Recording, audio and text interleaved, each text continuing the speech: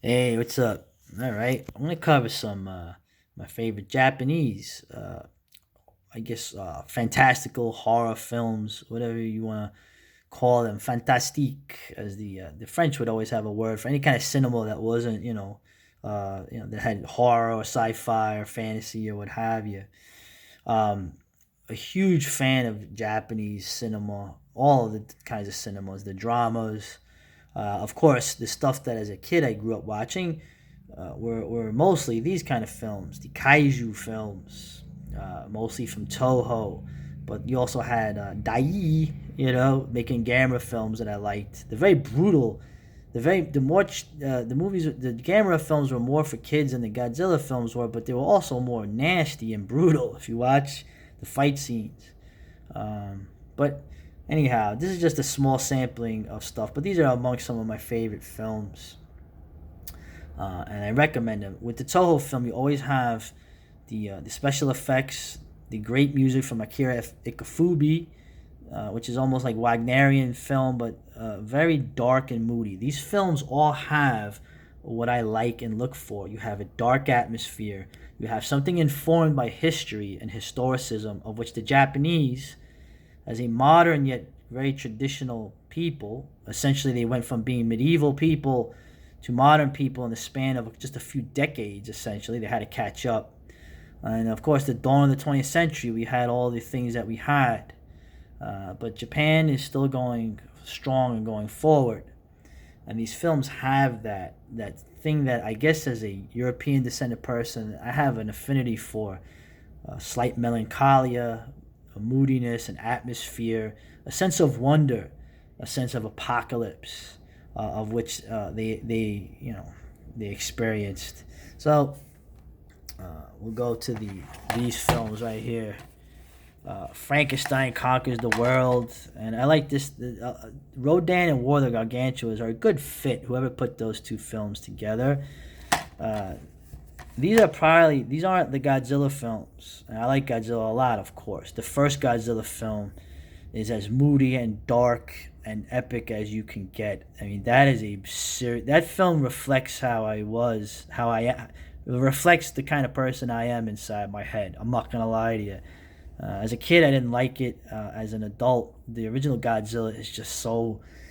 Uh, anyway, but these films here, now these are wackier films, I guess you'd say. This is the 60s, although Rodan is not. Rodan is the first color kaiju film. Either version, these are the Japanese versions. You can pick which one you watch with this, but the dub versions are good too. The ones I saw on TV were good. They were dubbing was done well. Okay, despite what they say about the Chinese kung fu films that the Shaw brothers did were dubbed pretty well. The Japanese Toho films were dubbed pretty well too, I think. But regardless, Rodan. These are films that are still very horror like and dark, mixed with the giant kaiju. Obviously, Rodan, the first part of the film deals with these giant insects that kill the miners in a Japanese mining town. And then you find out that the bugs are there to be eaten by something far bigger. And you find, obviously, the Rodan. And the film is just the work, the miniature work is amazing. It's a very dark film, a very Lovecraftian film, I would argue, with that much abused adjective. But and the ending too. And this is the thing, that when you're a kid and you watch these films, that the Japanese were able to take these kaiju, who are literally god monsters. That's what the term roughly translated is, god monster. Okay, these beings that are much above humanity.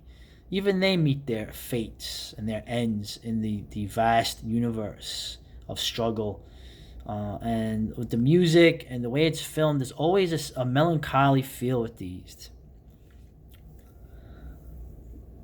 There's always a kind of very humanistic feel, even with these giant, essentially rubber monsters. The Japanese were able to convey almost ancient feelings into them that struck the soul, the soul of the northern person, whatever part of the world they're in that has to deal with the cold weather. And the pathos. They were able to have you feel that for costumes. Says something about the Japanese and the men involved with it: Ishiro Honda, Eiji Surabaya, Akira Ikufubi, and countless others. Uh, Frankenstein Conquers the World is literally Frankenstein.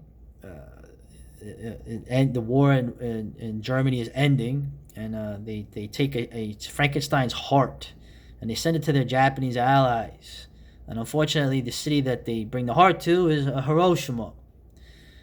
And they actually have a scene for a lot of stuff that was basically metaphors for the war and the bombings, and not just the atomic bombing, the fire bombing of Japan, which is the greatest single killing event in the history of the world, by the way. Whatever you feel about that, I have my feelings about that. That's a war crime, if you want to make up that ridiculous word. And Curtis LeMay even said it was, and he's the guy that ordered it. But regardless, the scene where Hiroshima was bombed is very chilling. And of course, Frankenstein his heart is exposed to radiation, and then he grows up, but no one knows it. They think he's some post-war kid who was starving, running around, except he starts to become a giant. Now, the whole film really captures the Frankenstein thing of being misunderstood very well. He basically grows up to be like a giant kind of super-powered caveman creature that everyone's hunting down. This creature comes out of the ground. It's a dinosaur that went underground, a species, and it rises up and starts eating people. It only comes out at night, and of course, Frankenstein is blamed for that. But he's not murderous. He's just trying to survive, and he's being persecuted and chased, okay, by humanity. The scientists try to help him.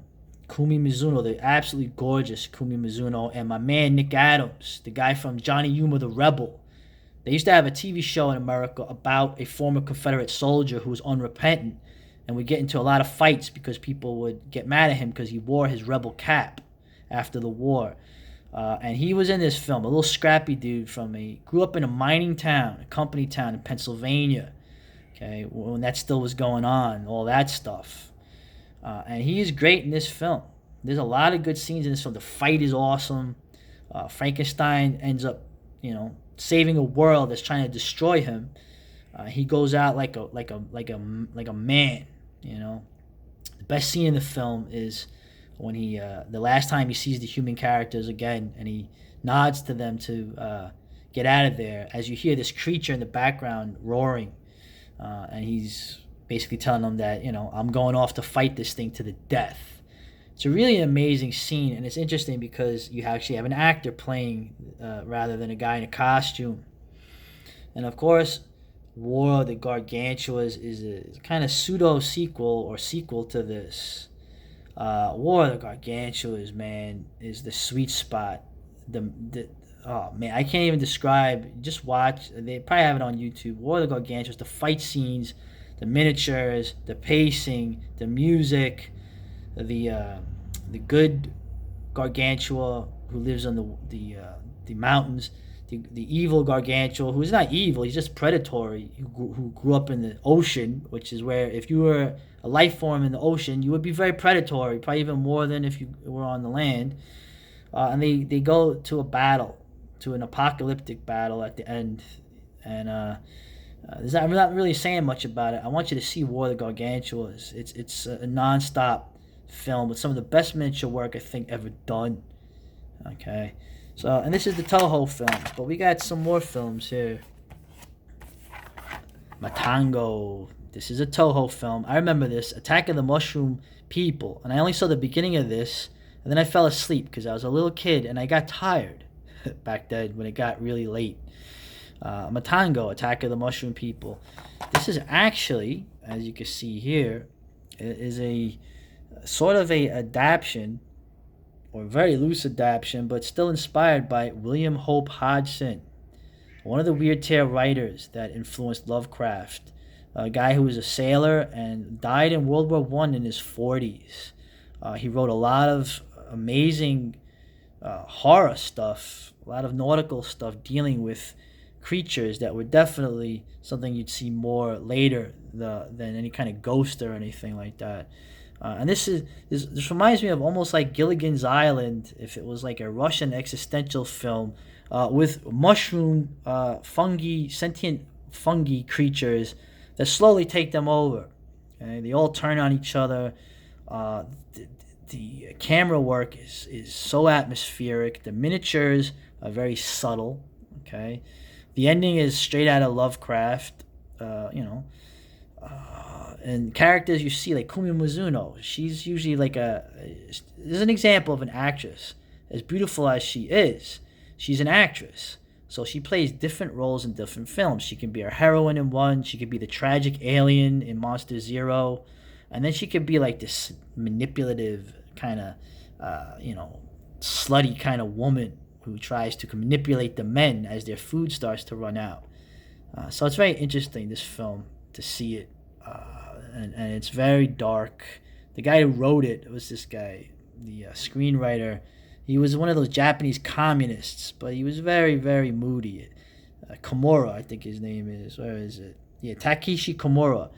He wrote some of the darkest Toho films you ever saw. So I give that kami some credit. He was actually pretty good at conveying, the hopelessness of a lot of things. Onibaba. Now, this is an interesting. This film is great. The music is really interesting, right? It's filmed entirely in marshlands. It looks almost like the Chesapeake or parts of the South Shore of Long Island. The same kind of reeds, and there's a ghost story in it. You have all in the backdrop of the real horror of it, which is basically there's a devastating war going on. It's one of those feudal wars back in early Japan, and there's mass starvation everywhere. The farmers are being uprooted. They're being pressed into military clans to fight each other, and people are starving. And there's two women live in these marshlands, and the whole marshland background, the setting, is very evocative. It's very interesting, and then the horror elements come in. But the true backdrop of it is basically these people, these peasants, living, as bandits, living in this horrible situation where these wars are happening, and they're just regular folks trying to survive. And what they do to survive gets worse and worse. I mean, essentially, they murder stragglers from this devastating war, and they sell their armor for food on the black market, which you will always have in any place, especially when things get rough, like probably the future. So make sure you got your connections there. And the thing with the mask at the end is very Buddhist, right? It's a Buddhist whole thing where one of the women decides she doesn't want to lose her daughter. And it shows how medieval women were.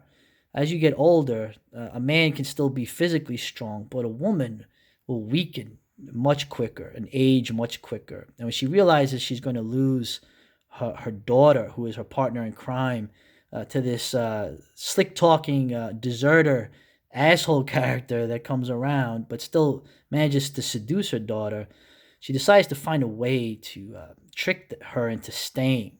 And that leads to the sort of tragic, macabre ending of this. But when you watch it, the supernatural element does take a backseat to the real horror of history, of regular people trying to survive in a world where war and pestilence and doing horrible things to survive becomes a reality.